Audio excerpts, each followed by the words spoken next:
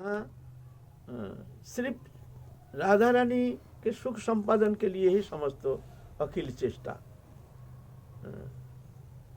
तो ये जो इसको इसका और एक नाम है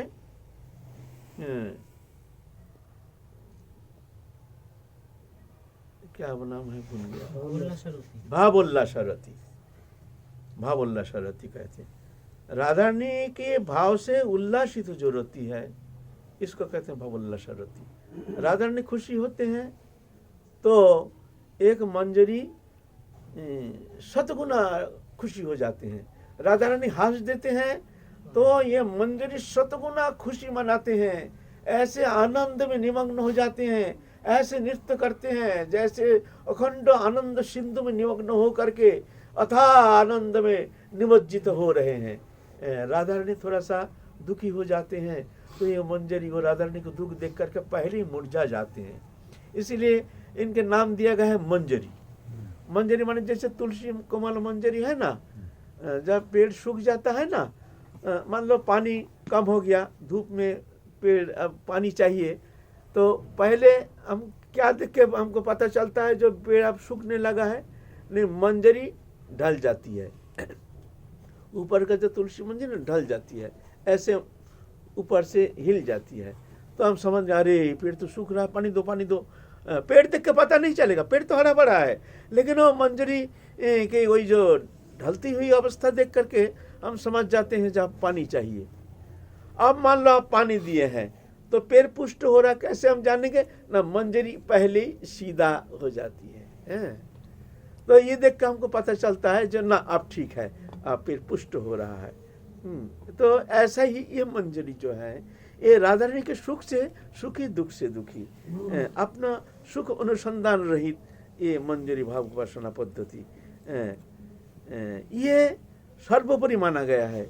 इसके ऊपर कोई आनंद का अभिव्यक्ति जो है इसके ऊपर और कोई कुछ रसशास्त्र में वर्णन किए नहीं है, यह सर्वोपरि माना गया है। जानवा माता के प्रश्नोत्तर में रामाई ठाकुर प्रश्न किए हैं माता जानवा को, जो माँ थोड़ा भावोल्लास रति के थोड़ा वर्णन कीजिए। तो बांग्ला प्यार में है, जानवा कहे बाबू सुनो सावधाने, भावोल्लास रति मात्र है वृंदावने।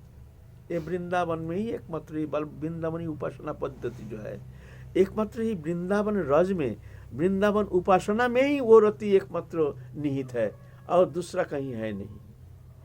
वृंदावन धाम से देवे रागोचर सभी मात्र विराजित कुशरी कुशोर, देवता की अगम्य है ये, देवता का भी प्रवेश नहीं है यहाँ, वो लोग जान नहीं पाते हैं ये लीला माधुरी, उनको अनुसंधान के विषय है नहीं, अनुसंधान करके भी वो जान नहीं पाते हैं।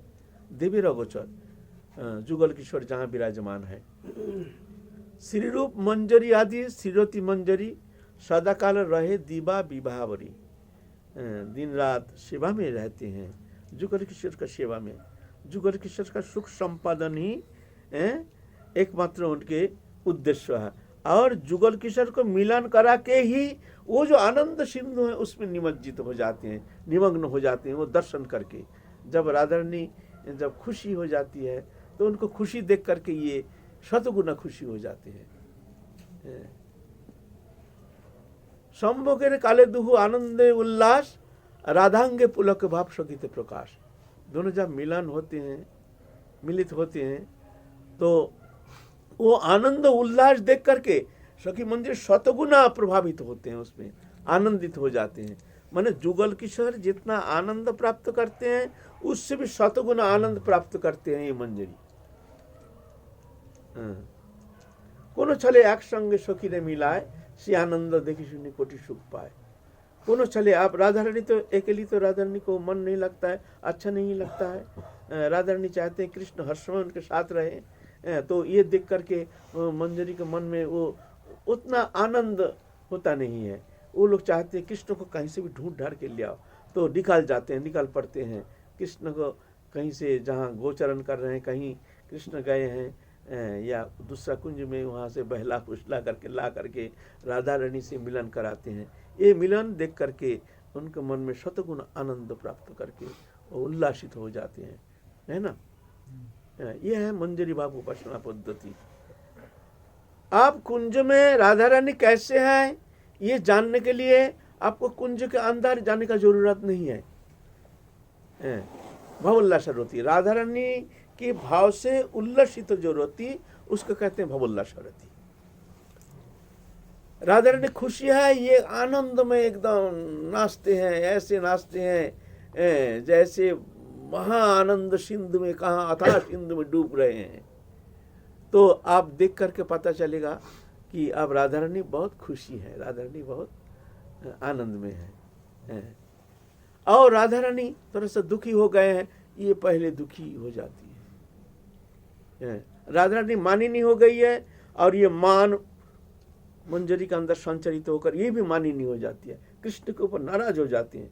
अरे ये बहुत निठुर है, हमारे राधा रानी को बहुत कष्ट दे रहे हैं। तो कृष्ण कुंज में जब आते हैं तो एकदम ऐसे टेढ़ी नजर करके ऐसे करके देखते हैं, बहुत जैसे भीतर में बहुत क्रोध है। तो कृष्ण समझ जाते हैं जो आज कुंज में वातावरण अच्छा नहीं है, राधा रानी मानी नहीं हो गई है, इसीलिए इनको कहते हैं मंजरी। मंजरी इनका नाम दिया गया है। यही उपासना एकमात्र वृंदावन में, वृंदावन स्थान से दिव्य अगोचर सभी मात्र विराजित किशोरी किशोर। एकमात्र गुरु कृपा से,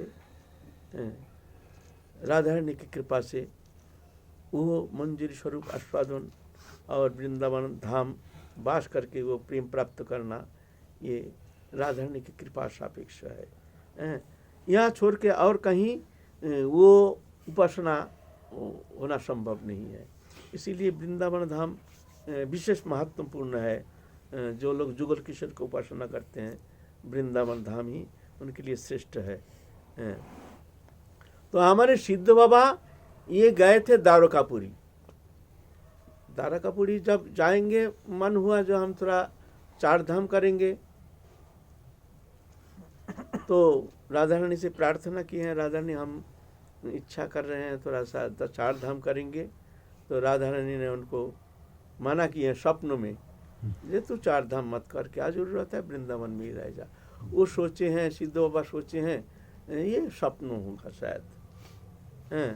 चले गए हैं, जा करके द्वारकापुरी गए, वहाँ पर छप्पा लगाए, वहाँ ये शंख चक्र गदा पद्म ये सब ना छप्पा लगाते हैं, इसको बहुत महत्वपूर्ण बताते हैं इसको। तो जब वहाँ से छप्पा मोहर ले करके जब वृंदावन में आए, तब आ करके उनका मन में कोई उल्लास नहीं, बहुत दुखी हो गए। भाई मेरा मन में कोई उल्लास नहीं, राधा रानी के नाम से कोई उल्लास नहीं, भजन में कोई उल्लास नहीं, वो लीला स्फूर्ति होती नहीं है, बहुत दयनीय स्थिति हो गई है, क्या कारण है समझ में नहीं आता है। तो राधा रानी से बहुत प्रार्थना किए हैं। राधा रानी स्वप्न आदेश किए हैं, जो तू जा, तू तो आप द्वारका के महिषी के सब उनके अनुगत हो गए हैं, हो गई है, तो तू जा, अब द्वारकापुरी चले जा, यहाँ तेरे लिए कोई स्थान नहीं, हमारे यहाँ तेरे लिए कोई स्थान नहीं, तू तो आज राज महिषी के किंकरी हो गई है, और हम तो ग्वालीन है, यहाँ तेरा क्या काम है। सुन करके बहुत घबरा गए हैं, घबरा करके गए सिद्ध बाबा के पास। वो जो काम बन के सिद्ध बाबा से कहे जो हमारे मन की ये स्थिति है, मन बहुत हमारा भक्ति रहित एकदम सूख गया है, बहुत दयनीय स्थिति हो गई है, अब मैं क्या करूं, हमको उपदेश कीजिए। सिद्ध बाबा कहते हैं ये तो आप जाइए, इसका दवा तो हमारे पास है नहीं, हम लोग राजन ग्वालिन के किंकरी हैं, आप तो कहीं राज महिषी के किंकरी बन के आए हैं, ये तो हम आपके लिए कुछ उपदेश नहीं कर सकते हैं। सब जगह गए, सब साधु हाथ जोड़ देते हैं। जब राधा रानी नाराज हो गई है तो हमारे पास इसका कोई उपाय कुछ है नहीं। तो अब जाके शरीर में रणबारी जा करके वहाँ शरीर में आग लग गया उनका, विरह वेदना में, इतना विरह वेदना, विरह में शरीर जलना शुरू हो गया, और जल करके अपने शरीर को नष्ट कर दिया वहाँ पर। तो ये नहीं कि राधा रानी त्याग देते हैं, राधा रानी कभी त्यागते नहीं, किसी को स्वीकार कर लेते हैं, लेकिन त्यागना आता ही नहीं। जिसको एक बार स्वीकार कर लिए हैं, जो भी एक बार राधा रानी के शरण में आए हैं, राधा रानी किसी अवस्था में उनको त्यागते नहीं, त्यागना आता नहीं है। जीव तो भूल करते हैं, जीव भूल करने का तो जीव का स्वभाव है, अनादिकाल का स्वभाव है। लेकिन एक शिक्षा देने के लिए, लोक शिक्षा के लिए, साधक की चेतना जागृति के लिए, जो वृंदावन धाम में आकर के जो इधर उधर जाना, भटकना, नाना जगह घूमना, नाना तीर्थ पर्यटन करने का अभिलाषा लेकर के इधर उधर जाना, बोलते हैं ये भक्ति के लिए बहुत विघातक हो जाता है। फिर जब घूम घाम के आते हैं तो देखते हैं पहले जैसे मानसिक स्थिति है नहीं, वो मन लगता नहीं है। पहले आसन में बैठ करके तो भजन करने का बहुत उल्लास होता था, बहुत अच्छा लगता था। अब मन लगता नहीं है तो 2 दिन आसन में भजन करते हैं, फिर इधर उधर घूमना शुरू करते हैं। फिर मन नहीं लगता है तो कभी तो सोचते हैं चलो जगन्नाथपुरी जाएं, रथ यात्रा देख के आ जाएं, रथ यात्रा से आए, चलो यहाँ मन नहीं लग रहा है, चलो थोड़ा सा केदारनाथ बद्रीनाथ होके आ जाएं। ऐसे करते करते करते करते चित्त विक्षेप हो जाता है। वो प्रेम प्राप्ति तो बहुत दूर की बात है, मन को शांत करना भी उनके लिए बहुत कठिन हो जाता है। ये धाम जो निष्ठा है, ये एक भजन के विशेष अंग है। जो भवल्लासारोति उपासना पद्धति के जो साधक हैं उनके लिए धाम निष्ठा बहुत जरूरी है। ये शिक्षा देने के लिए राधा रानी ये ऐसे लीला किए हैं। असली में ऐसा नहीं है, त्याग दिए हैं, मधुसूदन बाबा के एकदम त्याग दिए हैं, ऐसा नहीं, ऐसा होता नहीं। अग्नि जलते समय फिर गांव वालों ने देखा था शायद? हाँ, गांव वालों ने देखा, वहाँ धुआं जल रहा है, शरीर से धुआं निकल रहा है। तो सब गांववासी, सब रनवाड़ी के सब गांववासी सब आए हैं,